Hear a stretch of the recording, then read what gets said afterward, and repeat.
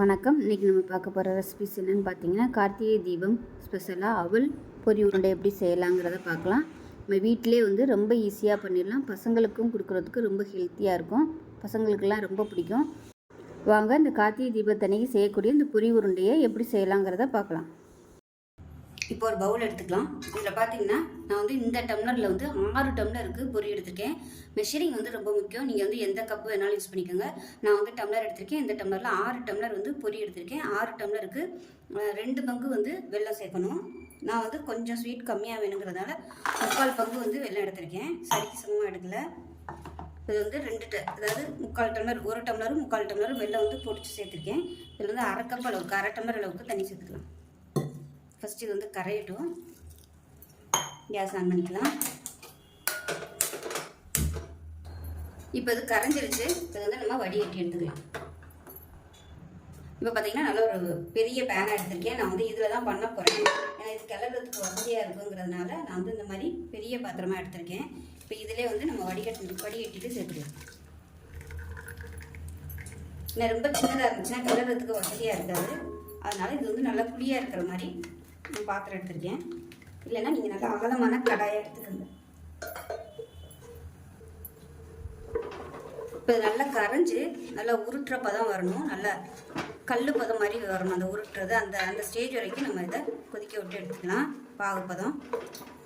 பக்கத்தில் ஒரு சின்ன பவுலில் தண்ணி வச்சுக்கிட்டு செக் பண்ணி பார்த்துக்கலாம். அதிரசத்துக்கு நம்ம சாஃப்டான பதம் எடுப்போம், உருட்டுற பதம். இந்த பொரி ஐட்டத்துக்கு பார்த்திங்கன்னா அதுக்கு அடுத்த ஸ்டேஜில் கல் பதத்தில் நம்ம அந்த உருண்டையை உருட்டி எடுக்கணும். இப்போ பார்த்திங்கன்னா கொஞ்சோண்டு தண்ணியில் போட்டு பார்த்துருக்கேன். இது பார்த்திங்கன்னா சாஃப்டாக தான் இருக்குது. வெளில எடுத்து பார்த்தோம்னா உங்களுக்கு நல்லா உருண்டையாக உருட்ட வரணும். இது இன்னும் வரலை. இன்னும் கொஞ்சம் நேரத்தில் வந்துடும்.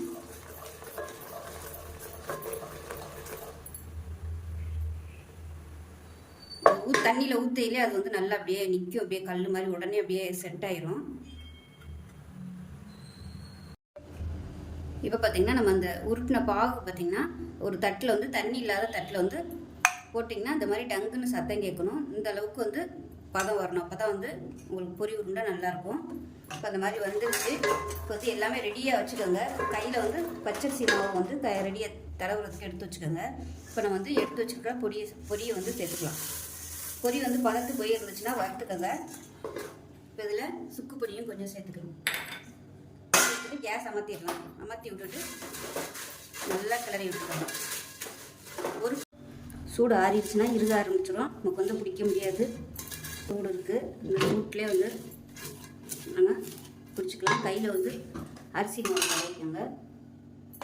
அரிசி மாவு கையில் தடவிட்டிங்கன்னா சூடும் தாக்காது. அதே ரொம்ப அழுத்தம் கொடுக்கக்கூடாது, அப்புறம் ஹார்டாயிடும். அதனால் லேசாக இந்த மாதிரி அழுத்தம் கொடுத்து உருட்டி எடுத்துக்கலாம். இது மாதிரி எல்லாத்தையும் உருட்டிட்டு பார்க்கலாம். உடனே நீங்கள் உருட்டணும், இல்லைன்னா அது அப்படியே உதிர ஆரம்பிச்சிடும். ஒழுங்காக பிடிக்க முடியாது.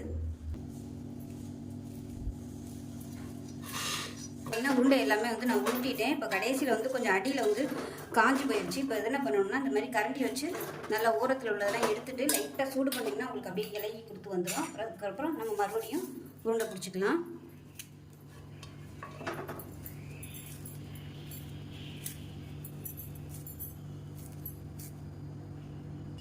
இப்போ பார்த்தீங்கன்னா பொரி உருண்டை சூப்பராக ரெடி ஆகிடுச்சு பாருங்கள். இது எல்லாமே கொஞ்சம் எல்லாம் சூடாக இருக்கையில் உருட்டி வச்சுட்டேன். இது பார்த்தீங்கன்னா கடைசியாக உள்ளது. இதுக்கு மேலே பிடிக்க முடியல. நல்லா அப்படியே மொறுன்னு வந்துடுச்சு. உதிரியாக தான் இருக்குது. இது நம்ம அதனால பிரச்சனை இல்லை. அப்படியே போயிலையும் வரையிலையும் எடுத்து சாப்பிட்டோம்னா சூப்பராக காயாயிரும். பசங்களுக்கு ரொம்ப பிடிக்கும். நம்ம வெளியில் வாங்கினோம்னா கூட ஹைஜீனிக்காக இருக்காது. நம்ம வீட்டிலே சூப்பராக ரெடி பண்ணிட்டோம் பாருங்கள். அருமையாக இருக்குது. நம்ம மாவு போட்டுதுனோம்னால அந்த பிசு பிசுன்னு உள்ளது நேரம் ஆனால், அதாவது 2-3 நாள் ஆனாலும் அந்த பிசு பிசுப்பு வராது. மாவு தொட்டு நம்ம உருட்டையில் அவ்வளோதான். டேஸ்ட்டு சூப்பராக இருக்குது. நல்லா அட்டகாசமாக. இதே மாதிரியே இதே அளவுகளோடு செஞ்சு பாருங்கள். செஞ்சு பார்த்துட்டு எப்படி வந்துச்சுங்கிறத சொல்லுங்கள். வீடியோ பிடிச்சிச்சுன்னா லைக் பண்ணுங்கள், கமெண்ட் பண்ணுங்கள், சேனலை சப்ஸ்கிரைப் பண்ணுங்கள், பக்கத்தில் உள்ள பெல் பட்டனையும் ப்ரெஸ் பண்ணுங்கள். நன்றி.